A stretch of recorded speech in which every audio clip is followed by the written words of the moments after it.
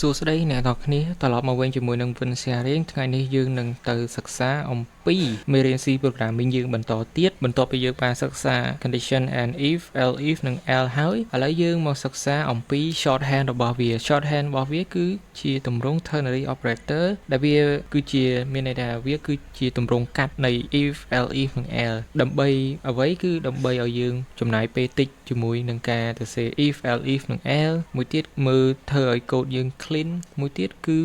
វាធ្វើឲ្យយើងចំណាយពេលតិចជាមួយវាអញ្ចឹងមានតែយើងចំណេញពេលចំណេញកម្លាំងអញ្ចឹងយើងមកមើល ternary operator យើងអ្នកគ្នា ternary operator អញ្ចឹងរាល់ដងគឺ if condition ហើយយើងមិនដាក់ curly brace សេកូដនៅក្នុងនឹងដូចជា wait hold on ដូចជាហើយក្នុងហ្នឹងមិនកូដនៅពេលដែល condition ត្រូវកូដហ្នឹងវានឹង run លើកនេះគឺយើងដាក់ condition នៅមកហើយនេះគឺជាតំណាងឲ្យ if គឺស្មើនឹងសញ្ញាសួរចំពោះ ternary operator ហើយនេះគឺជា condition ហើយនេះគឺជា expression នៅពេលដែល condition នឹងវា true else if ក៏ដូចគ្នា else condition ហើយនេះគឺតំណាងឲ្យ else ចុច2ហ្នឹងហើយសញ្ញាសួរគឺតំណាងឲ្យ ifហើយ condition យើងនៅបន្លោះកណ្ដាលហើយនេះជា expression នៅពេលដែល condition យើង true វានឹង run បន្តមកនេះ else ហ្នឹងស្មើនឹងសញ្ញាចុច2ហ្នឹងហើយនេះជា expression នៅពេលដែល condition if និង else if វា false ទាំងអស់អញ្ចឹងវានឹង run directly ឥឡូវយើងមកមើល syntax ក្នុងការសរសេរ ternary នេះគឺជា syntax របស់វាចំពោះយើងចង់សរសេរតែ if condition មួយទេយើងដាក់មក condition if ហើយយើងដាក់មក expression យើងនៅពេលដែល condition វា true ហើយអានេះគឺ else condition នៅពេលដែល condition អានេះវា false អញ្ចឹង condition if expression នៅពេលដែល if true else expression នៅពេលដែល if វា false ហើយនេះcondition មួយទៀតគឺយើងតំណាងឲ្យស្រួលមើលគឺ condition 1 if ហើយ condition នៅពេលដែល condition 1 true នេះនៅពេលដែល condition នេះវា true ហើយយើងប្រើ else តមកទៀតគឺអានេះ else if condition 2 true វានាំឲ្យ run អានេះប៉ុន្តែនៅពេលដែល condition ទាំងអស់ហ្នឹងវា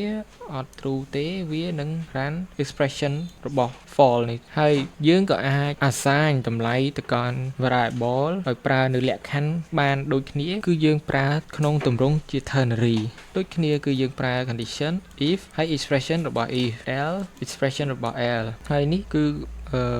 ឧទាហរណ៍ចំពោះ variable មួយទៀតគឺយើងចង់ប្រើការ assign តម្លៃវាដោយប្រើលក្ខខណ្ឌ if if else យើងចង់ដាក់ប៉ុន្មានតួបានដែរតែក្នុងនេះខ្ញុំឧទាហរណ៍ចំនួន3គឺ if else និង else condition របស់ if expression វានៅពេលដែលវា true else condition របស់វាហើយ expression របស់វានៅពេលដែលវា true ហើយនេះគឺជា else expression របស់ else នៅពេលដែល if និង else គឺវា false វានឹង run automatically អញ្ចឹងឥឡូវយើងមកមើលឧទាហរណ៍ទាំងអស់គ្នាឲ្យកាន់តែយល់ច្បាស់អញ្ចឹងនេះលើកមុនមេរៀនយើងគឺសិក្សាអំពី if else យើងក្នុងទម្រង់ full form ឥឡូវយើងសាក run test វាម្ដងទៀតទាំងអស់គ្នានៅពេលដែលខ្ញុំដាក់ k 19វានឹង run អីចាំមើល kur អាដាលចូលត្រង់នេះអូខេឥឡូវយើងដាក់17តើវាចូលអី kur signature វាចូល condition មួយនេះវា true វានៅចន្លោះពី0ដល់18ខាងនេះចន្លោះពី18ដល់64ព្រោះវាយកធំ64ព្រោះខាងនេះយើងដាក់តួជាង65អញ្ចឹងមានន័យថា64ចុះក្រោមហើយត្រង់នេះគឺយកធំជាងឬស្មើ65អញ្ចឹងធំជាង65ប៉ុន្មានក៏បានដែរឥឡូវយើងដាក់100យើង run ទាំងអស់គ្នា kur senior citizen មាន condition នេះ true 2នេះ false ឥឡូវយើងចង់ឲ្យវាចូល else យើងឲ្យ3 condition ហ្នឹងខុសទាំងអស់មកយើងអាចដាក់0ព្រោះអាយុអត់ដែលមានដក1ទេគឺមាន0ឡើងនេះអ្នកគ្មាននៅក្នុងពិភពលោកទេ you are none existed អញ្ចឹងវាចូលត្រង់ else ឥឡូវយើងចង់សេជាទម្រង់ ternary យើងសេមិនអញ្ចឹងមុនដំបូងគឺយើងដាក់លក្ខខណ្ឌមក age ចាប់យើងទៅសេចាប់ពី nature ដល់ senior citizen ដូចយើងមកដូចមិញមកដាក់ age ធំជាង0និង age ទូជាងឬស្មើ18 no if យើងដាក់ if សញ្ញា if ហើយយើងសេ print f មកអីគេកន្លែងហ្នឹង you are teenager តបមកយើងមិនត្រូវការ else if អូខេ else condition ហើយយើងដាក់ if age ធំជាង18និង age ហ្នឹងទូជាង65សញ្ញា if and then យើងឲ្យវា print នៅពេលដែលវា true ថា you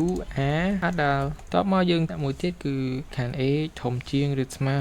65 if យើងថែម l នៅមុខផងព្រោះវា l if តបមកយើង print you are senior citizen តបមកយើងត្រូវតែមានអីបិទពីក្រោយគឺ l print f you are none exist ហើយដាក់ semicolon តែមួយឯងព្រោះវាបិទរាល់ពីដើមនេះមកដល់ចប់ជាងយើងប្រើតែមួយឥឡូវយើងរ៉ានទាំងអស់គ្នាថាវាចូលមួយណាបើសិន x ស្មើ0ចូលលក្ខខណ្ឌដូចមិញអញ្ចឹង you are none exist យើងតេស្តទៀតចូលបើធំជាង65ឥឡូវ90ចូលមួយណា you are senior citizen អូខេចូល x ធំជាងឬស្មើ65លក្ខខណ្ឌមួយនឹងដាក់ទៀត30ដាក់20ចុះ you are other នេះលក្ខខណ្ឌមួយនេះហើយបន្ទាប់មកគឺលក្ខខណ្ឌចុងក្រោយហើយជាលក្ខខណ្ឌដើមរបស់ជាដើមគេជាលក្ខខណ្ឌដើមគេគឺ x ធំជាង0និង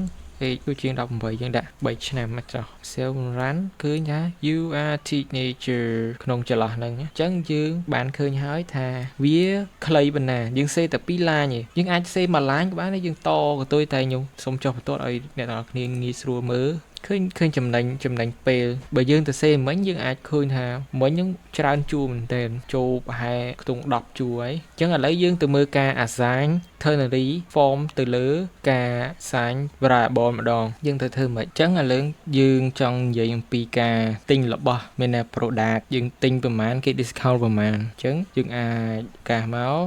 product ចំនួនយើងដាក់ buy ក៏បានណា buy ចំនួនទិញអូខេស្មើប្រហែលស្មើ5ចោលសិនទៅហើយយើងដាក់ integer ទៀតមកយើងដាក់ discount ស្មើយើងដាក់វងកញ្ចក់មួយតមកយើងដាក់លក្ខខណ្ឌយើងមកបែប ternary យ៉ាងណា% buy ហ្នឹងឥឡូវយើងចង់ discount បានឥឡូវខ្ញុំចង់ discount buy ធំជាងឬស្មើ5និង buy ទូចជាង10អញ្ចឹងមានន័យថាយើងទិញខ្ទង់5រហូតដល់លេខ9យើងឲ្យគេ discount ប៉ុន្មានភាគរយយើងដាក់លេខ3%ដាក់តែលេខ3បានហើយតបមកគឺយើងដាក់ l if លក្ខខណ្ឌមួយទៀត buy ហ្នឹងធំជាងស្មើ10និង buy ទូចជាង20អូខេសញ្ញា if យើងដាក់ discount ប៉ុន្មានគឺ10%តទៀតយើងដាក់ l if យើងមក condition buy ធំជាងឬស្មើ20និង buy អូខេគិតថាទូចជាងស្មើ200ចុះយើងឲ្យគេយើងទទួលបាននៅ discount 25%ឥឡូវបើសិនយើងទិញក្រោម5អានេះយើងអាចអូខេកំណត់ថាទំនិញយើងមានត្រឹម200ចុះកំណត់ថាទំនិញយើងមានត្រឹម200ចុះបើយើងចង់ថាទំនិញយើងមានរាប់អត់អស់យើងដាក់ត្រឹមបាយធំជាងឬស្មើ20មកហើយលក្ខខណ្ឌនេះយើងមិនដាក់ទេ discount 25%ដូចគ្នាឥឡូវខ្ញុំកំណត់ថាត្រឹមអីវ៉ាន់យើងមានតែ200ចុះយើងទិញធំជាងឬស្មើ20និងចន្លោះពីទូជាងឬស្មើត្រឹម200ត្រឹមទំនិញដែលយើងមានយើង discount 25%អញ្ចឹងបើសិនគេទិញក្រោម5យើងដាក់ L មកឲ្យគេ discount 0% ហើយយើងដាក់ semicolon បិទឥឡូវយើង print discount យើង discount ឥឡូវយើងដាក់ buy ហើយយើងដាក់ចំនួនដែលយើងទិញហ្នឹងមកគឺភាគរយ D ចង់បង្ហាញទិន្នន័យហ្នឹងណាភាគរយ D យើងដាក់ and you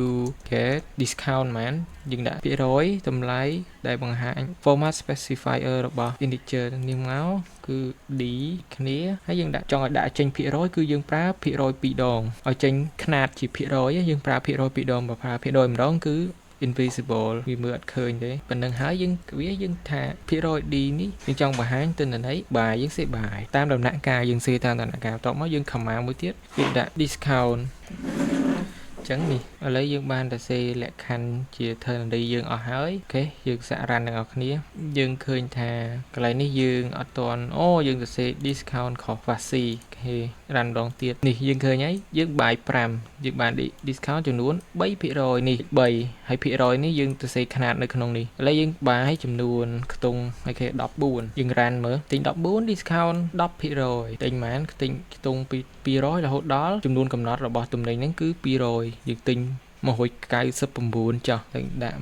199ហេរ៉ាន់ទៀតបាន 25% អូខេយើងដាក់200ក៏បាន 25% អានេះក៏ឲ្យយើងឧទាហរណ៍បើយើងចង់ឲ្យទំនិញយើងនិយាយថាទំនិញយើងគ្មានដែនកំណត់យើងលក់មានអីវ៉ាន់ច្រើនយើងលុបលក្ខខណ្ឌនឹងចោលដាក់ធ្វើ20ធំជាង20មកបាន 25 discount ទាំងអស់ក៏បានឥឡូវយើងដាក់ 1800ទិញ 1800 ទំនិញរ៉ាន់មើលក៏ 25% អូខេឥឡូវយើងបានសិក្សាអំពី ternary អស់ហើយអញ្ចឹងមេរៀនយើងមានតែប៉ុណ្្នឹងគូអ្នកអរគ្នាដែលបានទស្សនាវីដេអូនេះពីដើមដល់ចប់បើសិនអ្នកអរគ្នាចូលចិត្តជួយចុច like និង subscribe ផងអរគុណអ្នកគ្នាដែលបានទស្សនា